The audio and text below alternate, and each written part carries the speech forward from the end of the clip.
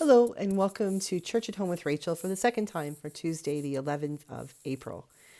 I am wanting to have a conversation with you a little bit about the judge in Texas who determined that pretty much no one in the United States could use the medicine that would abort a fetus, and what that what that can mean. It's got me a little hot or under the collar, and I'm wearing mine intentionally, specifically while I'm filming this, because this is this is an issue of justice. This is an issue of thinking beyond yourself. One of the tenets, the great tenets of Christianity, is that we are called to love one another as we love ourselves. And that means we think beyond ourselves. We think about other people. It also recognizes that we have to love ourselves. And it feels that there's not a whole lot of that going on. There's a lot of feeling great about ourselves. A lot of people out there these days who are thinking only of themselves and elevating themselves. But that does not mean, in my thoughts, that necessarily means that they love themselves. To love yourself means that you take care of yourself, that you honor the body that God has given you, that you do your best to make good decisions that positively affect your life, which means it'll affect your family and your friends. And then if we love our neighbors as we love ourselves, it means we're going to do the same thing for other people. And I keep thinking about all weekend. I was thinking about that judge who made this decision. I can't believe it's anything but purely political reasons. And that really, really frosts me. It really makes me angry. But this sense that we can now expect society to weigh in on things when in reality, what they're weighing in on, they don't even know about. Like this is a judge, not a scientist, telling the FDA that their research and their ways of going about it were dangerous, that people are being hurt. Okay, forget the fact that there are women whose lives are saved because of these drugs. Forget the fact that there are children who might be born with considerable things happening in their lives that won't be better off for it. I'm not a pro abortion person. I am pro-life in that I believe in life, but I'm also pro-choice. I believe that each person needs to do that inward reflection and figure out if this is what is right for them. Just because a child is born, if they are born into a world in which their mom and probably their dad aren't where there aren't parents who are able to take care of them or who aren't willing to take care of them, what happens? So they get put in the foster system. And we end up with children who don't know what it is to be loved. We end up with children who are struggling in life, who are struggling to figure out who they are to become, and they don't have the resources that a lot of young kids have. As a matter of fact, in this day and age, it feels like there's a lot more kids who don't have resources like being loved at home and having opportunities to play hockey or soccer or play with Barbie dolls or play in the sandbox. Our kids are now worrying about whether they're going to be shot in school.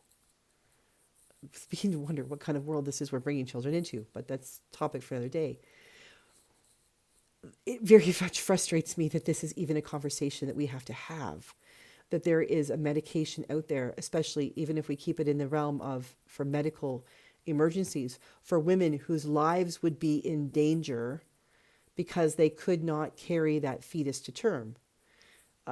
Sometimes a pregnancy is not viable. The child will not live. And the child, indeed, the pregnancy may kill the mother. And if there is a medicine out there that would prevent the loss of life for at least one of the two, especially where the loss of life for the one is guaranteed, why would we ban that? Why would we do that? It's just political, isn't it? The bigger question that comes to me is, at what point, if a judge is allowed to make this determination, at what point is the anti-vaxxer crowd going to own a judge? At what point is a judge in a state, going to be able to say to the whole country, and then, heading around to the rest of the world, that because I believe as a judge who has no scientific training, and I have been given information by a plaintiff who has a very particular bent and have given me their information, which I am not able to determine whether it's good, solid scientific information or not. But I might determine that, for instance, the COVID vaccines were not safe, or the polio vaccine is not safe, or the measles vaccine is not safe, or the pneumonia vaccine is not safe. The common flu vaccine is not safe. And hence I could just, as a judge, I could just say the FDA is wrong. I am overruling them. And I am determining that no one will be allowed to have any more of these vaccines. You know what would happen? The last 3 years all over again.